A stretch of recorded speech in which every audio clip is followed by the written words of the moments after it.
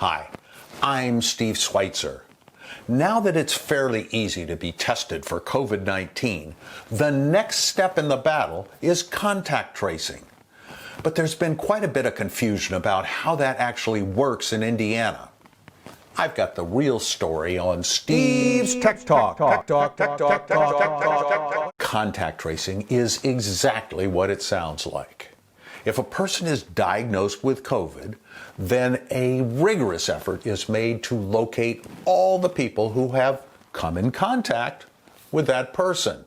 It seems simple, but each state handles the details a little bit differently. And here in Indiana, the media has actually added to the confusion.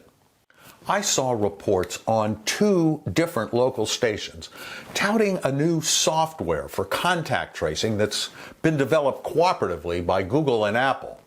The reports I saw correctly reported that the feature is now operational.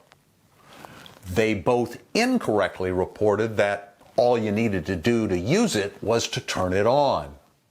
Of course, being the techie that I am, I had to give it a try.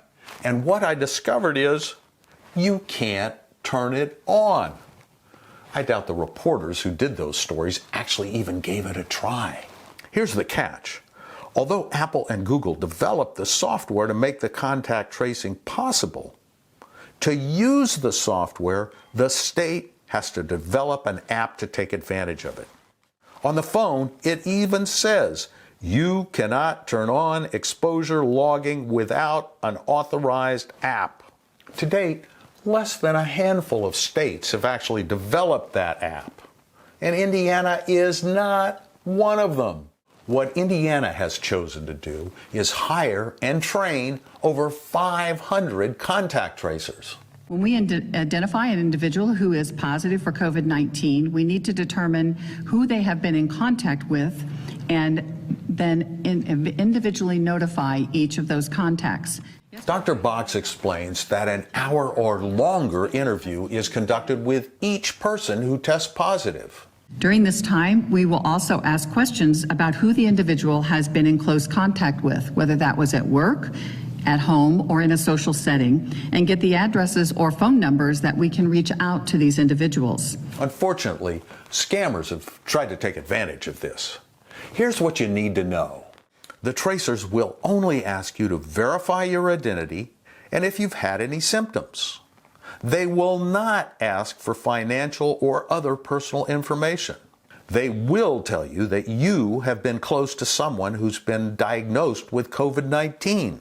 They will ask you to self-quarantine for 14 days and to get tested if you experience any symptoms.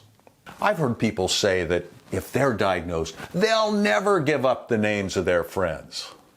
Well, I can't tell you what to do, but I can tell you, if I'm diagnosed with COVID-19, I'm providing the names of everybody who has come anywhere near me. I don't think this disease is a hoax. I know people who have died from it. I feel it's my duty to do everything I can to slow its progress. For Great Day TV, I'm Steve Sweitzer.